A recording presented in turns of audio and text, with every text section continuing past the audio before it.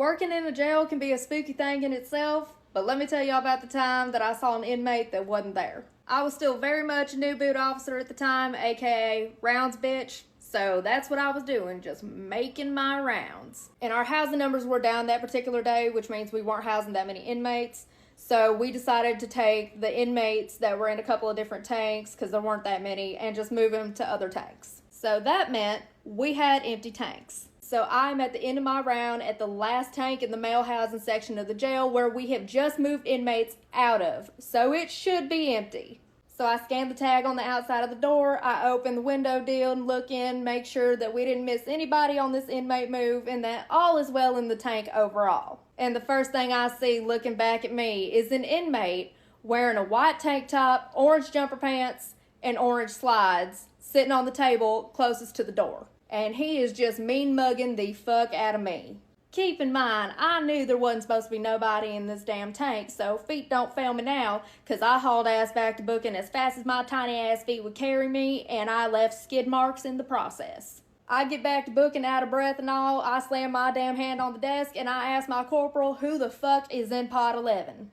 My corporal looks at me absolutely dumbfounded and goes, "Nobody's in pod 11, we just moved everybody out of there." So I tell him what I have just seen, and his only solution was for me to go to control and sit down with the control officer and put the cameras side by side of me in the hall and the one in the tank. So that's what I did. We put the footage side by side, and at the exact time I was in the hall doing a round on that tank, we watched inside the tank, and there was nobody there. A couple hours later, I was telling the kitchen officer what I had seen, and he went white as a sheet when I described the inmate because he said that same ghost rushed me over in the freezer. And after some further research, the inmate/ghost that I had seen was an inmate that had gotten removed from the census at the old jail. And unfortunately, that was not the last of my paranormal encounters in corrections, but if y'all want to hear about those, let me know in the comments. You want to hear a ghost story that happened to me while I was in prison? I have one that happened to me while I was in jail. If you don't know me, I'm Amanda. I did time in prison for armed robbery, and I was in and out of jail a lot before I finally got sentenced to prison. They picked me up for a failure to appear. I knew I was going to be in jail for a little while, and they put me in a room with a girl. The girl was already there. She was on the top bunk, which I thought was peculiar because most people wanted the bottom bunk. The doors are locked. You're in the cell 24 hours a day, one person. Of course you're going to talk. We were just talking, and she was telling me like all these things about her life. One day she casually mentions that she has a demon that follows her, and I was like, I'm sorry, what? She said she had all these weird things happen to her around her ever since she was a little girl. I was like, okay, she's telling me a story, she's trying to freak me out, like, okay, this is fun. And so I was like, okay, yeah, tell me about it.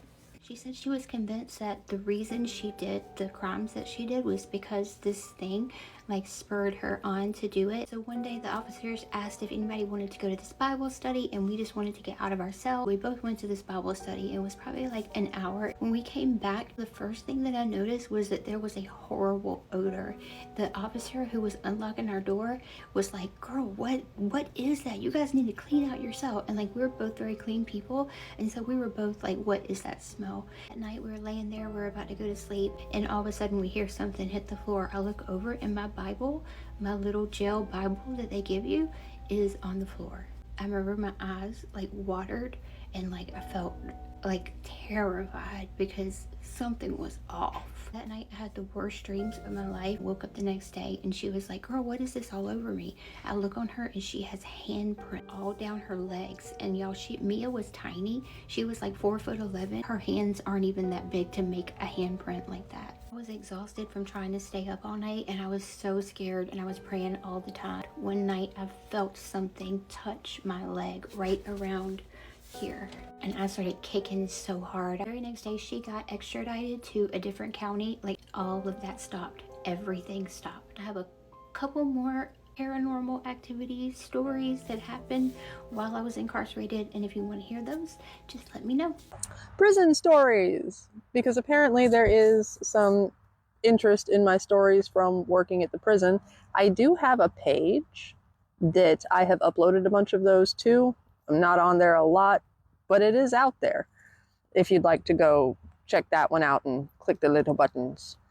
But yeah, there was a ton of paranormal activity in that prison.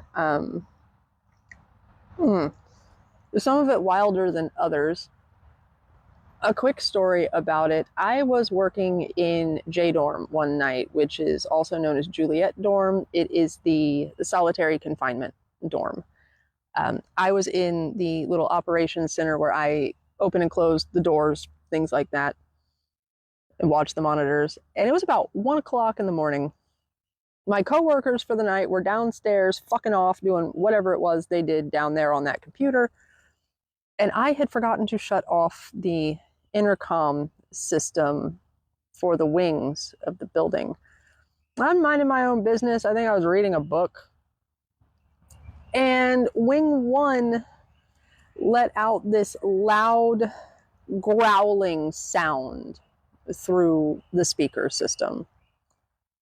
I looked at the camera. There ain't shit down there. Everybody's asleep at 1 o'clock in the morning, especially in confinement where you don't have anything to do. I stared at that camera. I stared at that intercom. I looked back at that camera. There wasn't nothing moving. There was nothing there. There weren't even any shadows. But that sound was so loud and so guttural. I reached over and flipped the intercom off and went, that didn't happen. That didn't happen. And it wasn't the only time that I heard that noise. Y'all asked for more spooky jail stories, and you shall receive. So let me tell you about the time that I watched a pair of legs walk across Sallyport. Jesus be a Red Bull or a bump of Colombian booger sugar, because I am 6 hours into the deadest of dead night shifts, and I am working the control room. And as one does when they are bored as shit working the control room, I started randomly just clicking on cameras. I go through the cameras in the inmate tanks, making sure all my taken into custody Toms and Tinas have adequate chest rise and fall and are in their bunks. I move on to the holding tanks and do the same thing with the drunk and disorderly Davids and Donnas. I go to the separation camera to make sure that one mental patient hasn't tried to pop open his bean chute again and climb through it. That's a different story time though. I go through all the cameras of the jail and observe that all is in fact well.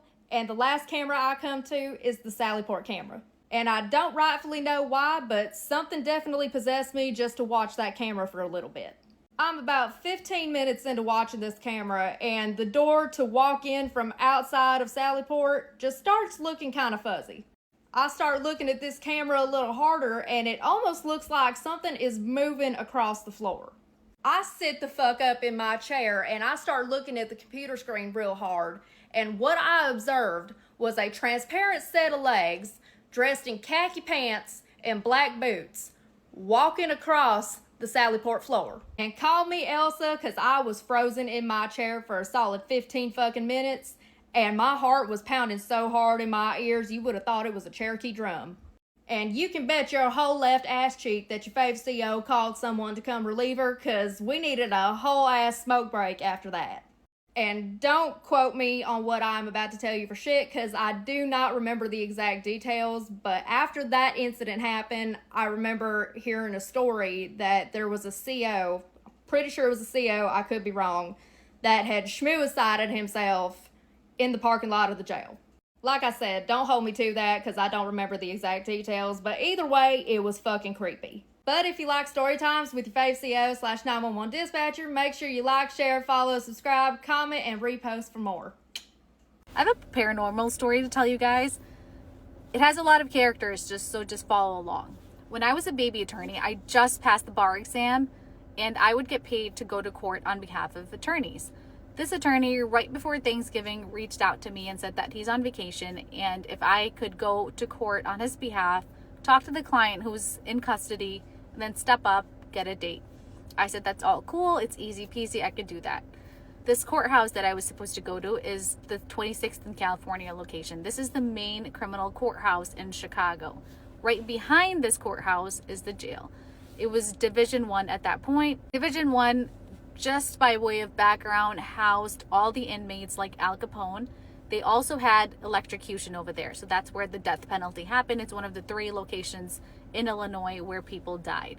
They shut that building down. and they demolished it later on. When I went to court, I check in for my client. When I check in with the clerk tells me that the only guy in custody right now is my guy.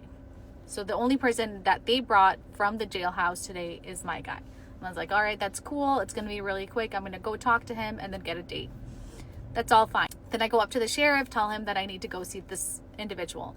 He takes me to the back. When I go to the back in the lockup, I see this person that I had to talk to, my client. I talk to them, but in the corner of this lockup, I see this man with his head down sitting on a bench. I was like, that's weird, because I thought my guy was the only one that was brought from the jailhouse to the court. I didn't really think much of it. I walk out, I get the case called up. Once that's done, the sheriff comes up to me. He asked me, Ms. Khan, is it okay if I take the guy back to the jail? I say, that's fine. So he was transported back to the jail. The judge at that point says that was the only case left. We're done for the day. I look up and I tell the judge, there's someone else in the lockup. We're not going to call his case. The sheriff tells me that there's no one else in the lockup, but he will double check for me. So I say, cool, can you go double check? He goes in the back, double checks, and there's no one in the back. That kind of creeps me out a little bit. And at that point, I tell the judge, I swear I saw someone in the back. This man, he had his head down, maybe like 40 years old, slim, like he had dark hair. The judge at that point tells me that he has been doing this for about 25 years, and there were other people who have also noticed someone sitting in the back. So I wasn't the only one seeing someone. This ghost usually comes. They suspect that he was electrocuted years ago. Nothing serious has happened, but he usually chills around. One of the jails I was in was haunted. They lock you in your cell every night when it's time to go to sleep. Sometimes everybody will fall asleep and it'll get quieter in there. The sounds you usually hear are the guards walking, keys jingling, or the doors opening and closing, but they're all distinctive sounds that we always hear. Out of nowhere, we heard some noises. The sounds we heard were not the usual sounds. It sounded like someone was dragging a really heavy chain across the floor. Then it sounded like it was hitting the walls. It was so loud, it woke everybody up. Everybody was angry and yelling. We thought it was the COs. When me and my bunkie looked out of our cell, there was nothing there. But a couple of girls said they saw a shadow figure. The sound went from one side of the pod to the other, and then it just stopped. So we all started freaking out. We couldn't sleep. We didn't know what to do. Some of the girls started telling stories that they heard about the jail being haunted and people unaliving. To this day, I don't know what that was, and I don't even want to know what that was. Do your best to stay out of jail, because anything can happen in there. See you guys. A scary story shared by my dad. In the 90s, he was an RCMP, and for those Americans, that's a police officer. And so one night he was out patrolling, and him and his partner got a call to a nearby res where they had to pick up a man, an elderly man that was acting up or something like that. So they went and they came across this man, and he was an elderly old man, and he had a bottle and cigs. And so they confiscated that and said, hey, we're gonna have to take you in, whatever the situation was. And so they took his bottle away and his cigarettes, and then they patted him down and they put him in. But because he was an elderly man, they didn't handcuff him because they were probably just taking him like drunk tank or something. So they put him in there. They're taking off here. My dad was driving, and then he noticed that man had lit up a cigarette, and he was like, hey, you can't smoke in here, what the hell? And he like, I took those away from you, like, or he didn't have anything when he put him in. And pulled over, and he had another bottle, and he dumped out that bottle, and he was like, what the fuck, like I patted you down. And he takes it away, pours it out, and says, hey, like, you can't have that, contraband inside the police cruiser. And then he took him in, and when they came to the detachment again, had another bottle and a pack of cigarettes. And he was like, where are you getting this from? And that man just laughed, and he said, I sold my soul. He said, I'll never go without. I'll always have liquor and smokes. And my dad was just like, what the fuck? But there was like no other explanation on how this man had all this like there's like the third one. And then he they took him in, and they put him in the cells for the night. My dad's shift was over, and he was fine. He went, his whatchamacallit was over, went home. The next day, his superior called him and said, you know, hey, like, there's man that you brought in here last night, he's like, has a bottle of liquor and cigarettes in here. He's like, you have to take those away. I was giving him shit for like not doing his job, and my dad had no way to explain to his like the white superior, you know, like that, like, yeah, like I did take it away, and like tried to explain like what you can't explain, and he just kind of was like, you know what, I'll just get, you know, take the shit or whatever. And yeah, he shared that story with me a long time ago, and I was always like, holy fuck, sold his soul. Gee, true story. You know, I never understood the point of ghost tours, because how often do you actually encounter something paranormal on one of those paid for tours? Usually, like, not very often, right? Well, that's what I went into this tour thinking, but that was not the case for me. I'm finding out I'm not the best storyteller because I keep restarting. Anyways, my sister bought tickets for me and her to go on a ghost tour of the Mansfield prison, which is in Ohio. See what I'm saying? You already know it's in Ohio. So we were probably with 20 people total for this tour. There was a guide at the front who was telling us the history of the building and their own personal ghost stories, and then there was a person at the very back. My sister and I were like the last two, so we were right there with that person in the back. And I remember I even like was joking with him saying, oh, are you just back here to make sure we don't get stolen by a ghost? And he's like, you'd be surprised how many people get lost in here. So yeah, I'm here to make sure you don't get stolen by a ghost. So the beginning of the tour is kind of just in the building of like the living quarters. And then the end of the tour is when you actually get to the prison cells. So when our tour started, the sun was still setting. By the time we got to the prison cells, it was like dusk. So it wasn't completely blackout where you need to have a flashlight, but it was getting there. So at this point in the tour, we are at like the top level of the prison cells. I think they're in 3 tiers, might be 4, but you start at the top and you work your way down. So we're walking on, it's kind of like a catwalk. It's a pretty tight space, and then you've got like a chain link fence on the side of you where you can see down. So I'm taking a video and sending it through Snapchat. Of course it's Snapchat because the video is gone now, but I send these snaps to my husband. While I'm recording, there was 2 women in front of me and my sister, and they had a younger boy with them. And I remember I'm not paying attention to them. I'm not paying attention to like anybody except my phone because I'm taking a video and I'm sending it to my husband. So all of a sudden, the 2 women in front of us are calling for this boy that they brought with them. I don't remember his name. Let's say it's Tim. So they're screaming, Tim, Tim, where are you? Where did you go? And I'm starting to think, like, how could we possibly lose Tim? Like, we're walking in a line. So my sister and I look at each other and we're like, how do we get separated from the group? The tour guide who was behind us, who was supposed to keep us from getting separated, is now in front of us. So I didn't really look at him. I just know he was kind of like a shorter man. He was built, stocky, and was just wearing all dark clothing. So now he's in front of us, which, thinking back now, I don't understand how he would have gone from behind us to in front of us when we were on this tight, like, catwalk, right?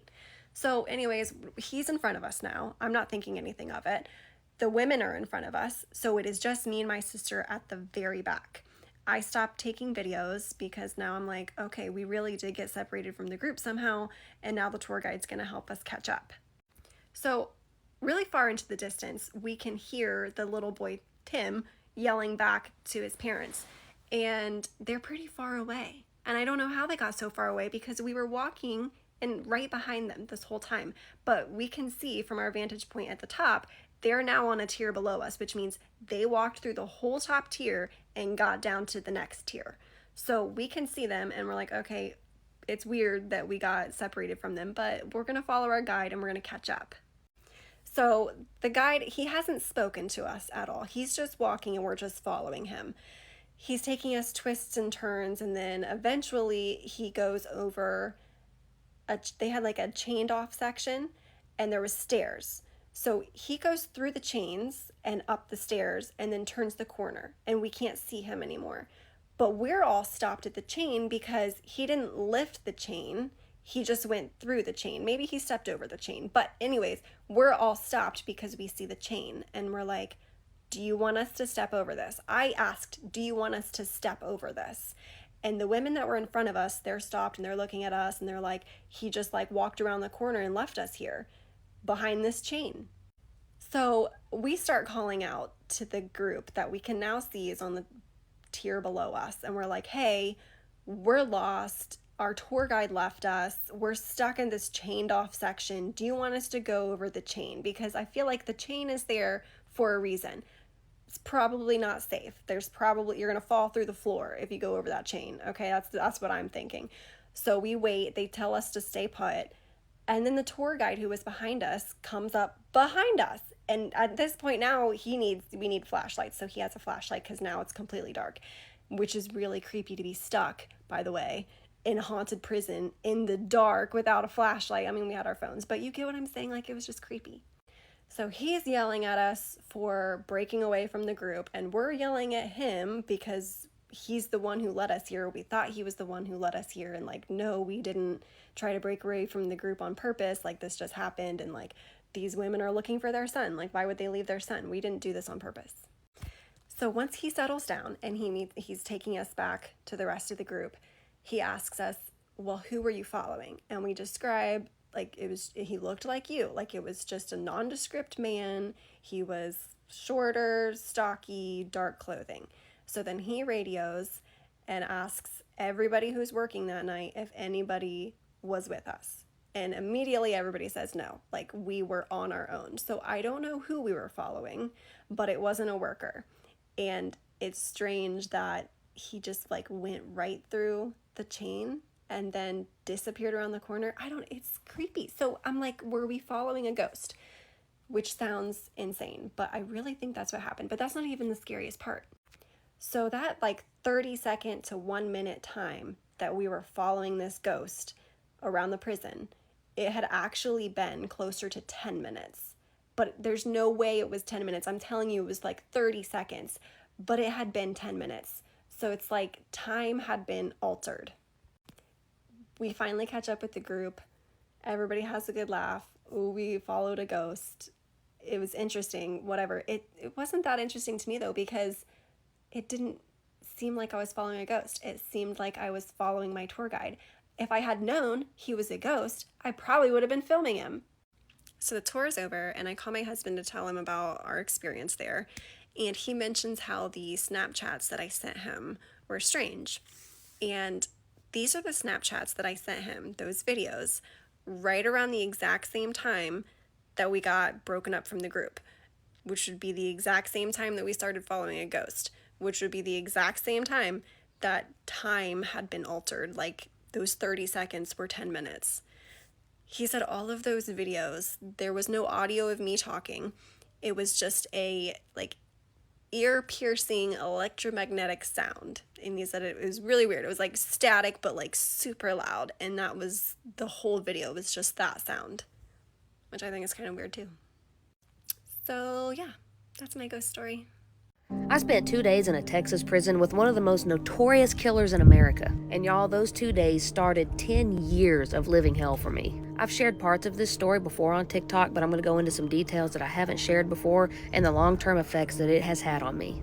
I was working one time with this inmate, and she was 17 years old, had been tried and convicted as an adult. She was in an adult prison for masterminding and participating in the slaughter of her entire family. Her dad was the lone survivor, but unfortunately her mother and 2 younger brothers did not survive the attack. And this weekend, as I'm working with her, I had never met her before and I had not heard her story, and so she was able to take me for a ride, basically telling me the version of the story that she wanted me to hear. And what I didn't know is that she is a psychopath.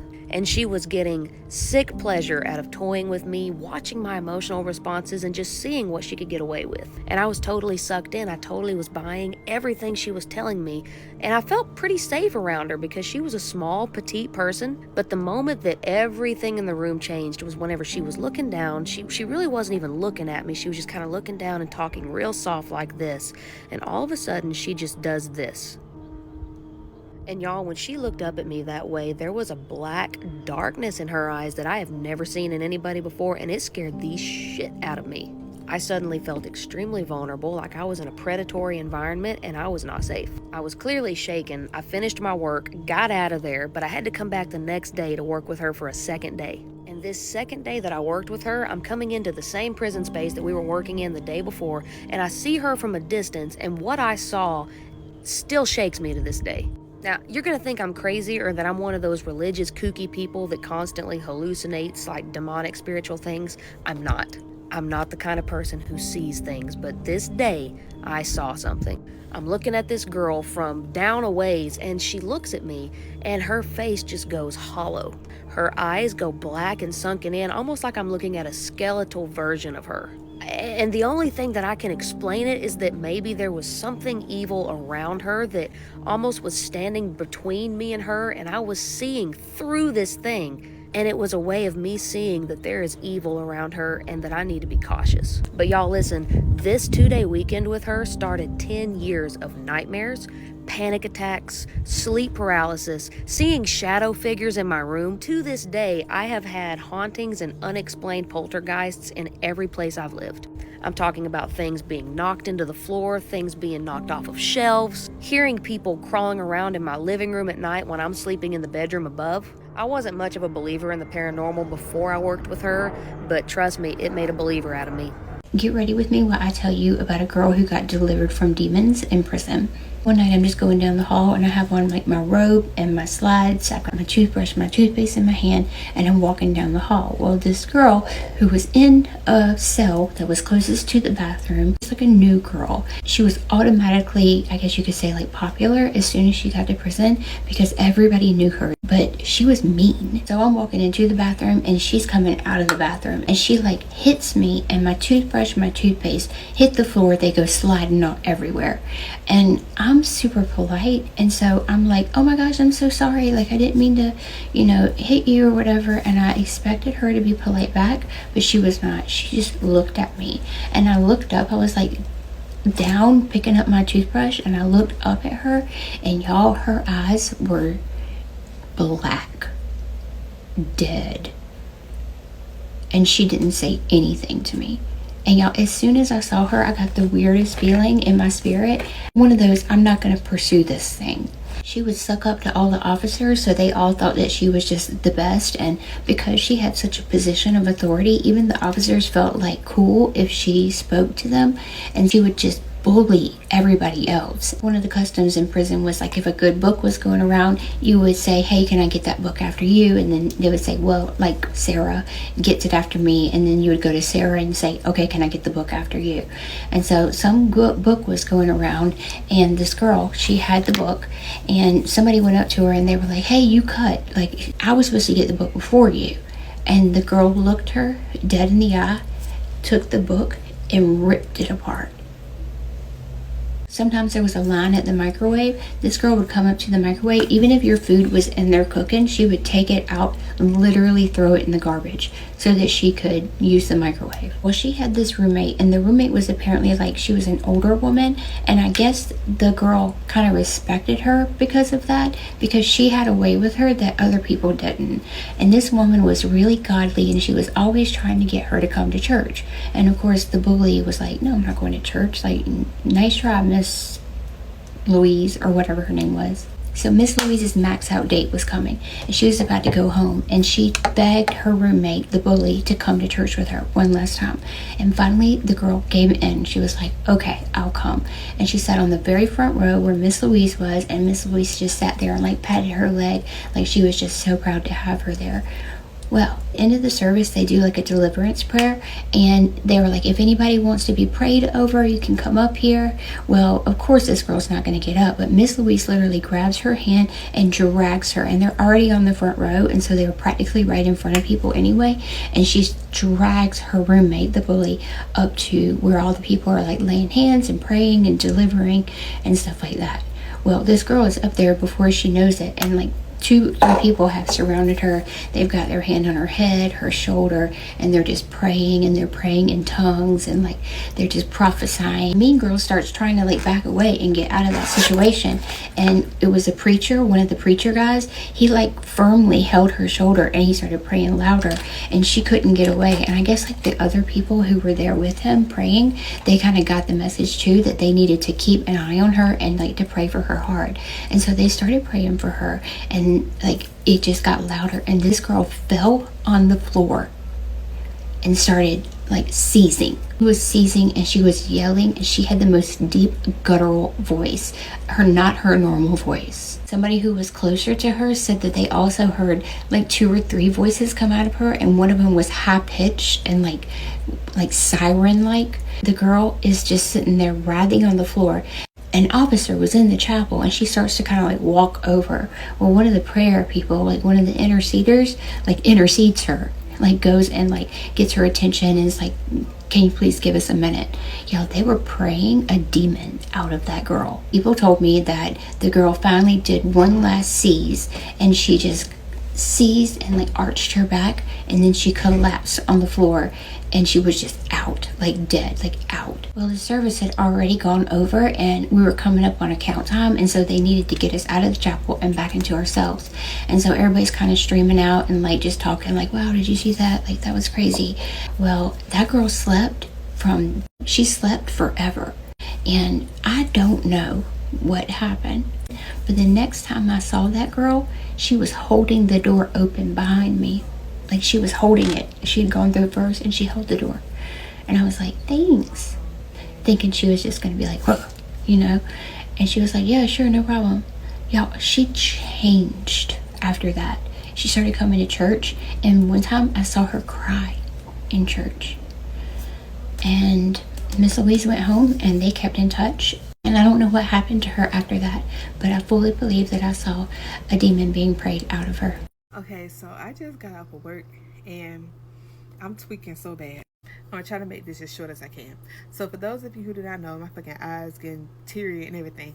Those of you who do not know, I work in a male prison counseling inmates, right? So months ago, I had this inmate, and I'm gonna call him Mr. D. So Mr. D, he was like he was part of my I was part of his treatment team, so he was scheduled to come to my group sessions and everything, or individual sessions, and like he was on my caseload or whatever. And so he was really good. Like he came he came damn near every session, and he always participated. He was a silly guy. He was funny, older guy, and he got like some mental conditions going on, but he was a joy. Like he was a joy to work with. So he did a handful of things that kind of like made him stand out. But 2 of those things would be, one, whenever he would get some coffee, he would always, before going to the sink in the classroom, he would come to me and say, Ms. Driver, can I borrow some of your water? And I'll jokingly say back, I said, yeah, but I don't want it back. You just keep it, you know. And that was just like a little cute little thing or whatever we used to do. And then he will always whenever I would like do something like drop a pen or drop something, because I'm very clumsy. So whenever I would drop something, he would always say, you silly goose. And he had like a very distinct voice. You know what I'm saying? Like if you hear that voice, you just know it's Mr. D. So a few months ago, Mr. D ends up having something going on. He didn't get sick, but he just kind of like lost his memory. Just up and lost his memory. He didn't know where he was. He was scared. He was, presenting behaviors that was not normal for him. So the medical team was just like, okay, this is serious, because he's never done this before, so he needs to go to a free world doctor. So they ended up calling the ambulance, and then they came and they had him on the stretcher, and they wheeled him out. And when they wheeled him out, they was pausing for them to unlock the door, and I walked past, and I didn't even know he was going out or whatever. And so when I walked past them and I saw him on a stretcher, I turned, I was like, hey, Mr. D, what's wrong? And he was like, he just looked up at me. He was like, I don't know. And I was like, well, are you okay? Like, are you hurting or something? And he was like, no. He said, I don't know. And he said, who are you? And then I was like, who am I? You know, I was like, you see me every day. You don't know who I am? And then that's when I got filled in on like what was going on. So they was like, we're just gonna, you know, take him to the hospital, run some tests just to see, you know, what's going on, and he'll be back or whatever. Unfortunately, Mr. D never came back. He never came back. I want to say maybe a day or two after he left to go to the hospital, it was announced that he did not make it. Like I said, I don't know exactly what was wrong. They said he wasn't sick. He just had like this memory thing. It would just abruptly came, like, you know, just suddenly came. So if y'all see my previous videos, y'all know I love my inmates. And when I got that news, try not to cry, when I got that news, it got to me. It got to me. It got to me. It got to a lot of the other inmates, because Mr. D was, he could be a little annoying, but he was a joy. He was a joy. He was so funny. Like, that was a funny guy. So yeah, that's that, right? So fast forward to now. So like I said, Mr. D has been gone for a few months now. So today, not only today, but this entire fucking week has been hectic. And not just this week, several weeks. It's just been hectic at work. And so, but today, I think I would say today took the fucking cake. You know what I'm saying? So anyway, I'm sitting in the same room that I was in when Mr. D was, you know, here with us or whatever. So I had my first group session, and then it ended, and I stayed in usually I would go to the office, but I stayed in my classroom because I was just like, no, I don't want to go back to the office, so I'm just staying here, and I'm gonna do some progress notes. So as I'm doing my progress notes, the sink in my room turns on by itself. And so of course I look, and I'm like I know I'm the only one in here. The room ain't that damn big. So I'm the only one in here. The sink's never done that before. It's never just turned on, and you know, so it turned on by itself, and I just stared at it. So I just got up, and I went to turn it off or whatever. And then I go back, I brush it off, I go back and I start doing my progress notes again, like, you know, we'll do it, whatever. The motherfucker turns back on again. Now the blackness kicking in at me, because I'm finna get the hell out of this room. So I stood up and I gathered all my shit, because I'm finna go turn this water back on, and once I do that, I'm finna get the hell out of this room. So that's exactly what I did. So I packed all my stuff up, and I was getting it ready, pushing it towards the door, and then I went to go turn the sink off, and then I turned back around to go towards the door to leave out, and I ended up dropping my pen. I dropped my pen, I picked it up, and I heard, "You silly goose." Y'all, yeah, when I say I kid you not, I heard it was in the vote. Like, Mr. D had a very like low, like raspy kind of voice. That's why I say it was very distinct. Like, if you heard it, you know it was him. And I just heard, "You silly goose." Like, that's how he used to say it. And even though I ran like hell out that room, I couldn't do shit but just start crying, because I was just like, bro, I know Mr. D ain't here trying to visit me. Like, you know what I mean? Like, bitch, I'm shaking still, but I don't know. Oh my God. I don't know. I don't know what to be happy. I am happy, but it's like I'm scared as fuck too. You know what I'm saying? Because like I said, I believe in it. I just don't. I prefer them not to come to me. You know what I mean? But like, when I say I miss that man so much, y'all, like, that's, oh my God, like, my voice shaking. Oh my God. But yeah, that's what happened. So yesterday, Morbid Podcast, who I'm a big fan of those girlies, released a new episode on Lavinia Fisher, and a bunch of people sent it to me for a very specific reason. So Lavinia Fisher is a 19th century woman who some people believe is the first female serial killer in the United States, and you can listen to that episode. Go listen to that. Any other episode, read the book, read the articles, go on YouTube, whatever. You can research that and decide if you think that's true. But Lavinia was held during her time in prison at the Old Charleston Jail, and I happened to be a tour guide at the Old Charleston Jail, a ghost tour guide specifically. And the building is currently closed for renovations. I was in there before they closed it, and I'll be back in there this summer when they reopen it. And to be clear, the Old Charleston Jail was built around 1804. It has been used as an asylum. The prison yard was used as a Civil War prisoner of war camp.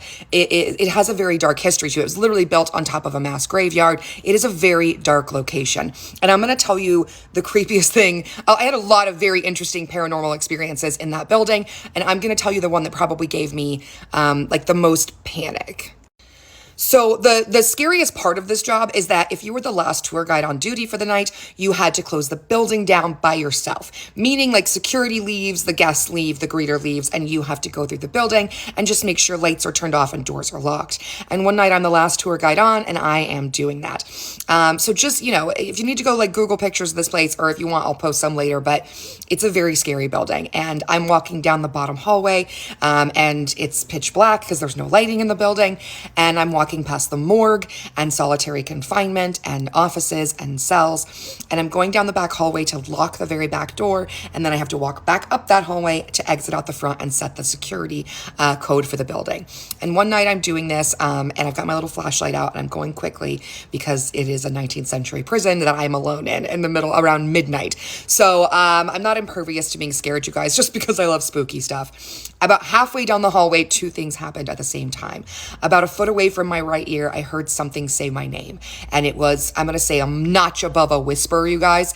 And at the same time, on my left-hand side, a bunch of stuff hit the wall, like the hallway wall. It sounded like pebbles or maybe like coins, like small. It just, all of a sudden, a bunch of stuff clattered over here to my left. I heard a voice say my name over here. And when I tell you that I peed a little bit and went hauling my ass, I mean, like shrieking probably. I don't even know what sounds I was making. Hauled my ass down that black hallway. By God's will, I did not trip and die. Went like shrieking out into the parking lot, got in my car and drove away without even locking the building. And my boss will probably say this, sorry, it's just the one time. That is the scariest, that was the most scared I ever was at that particular location and job.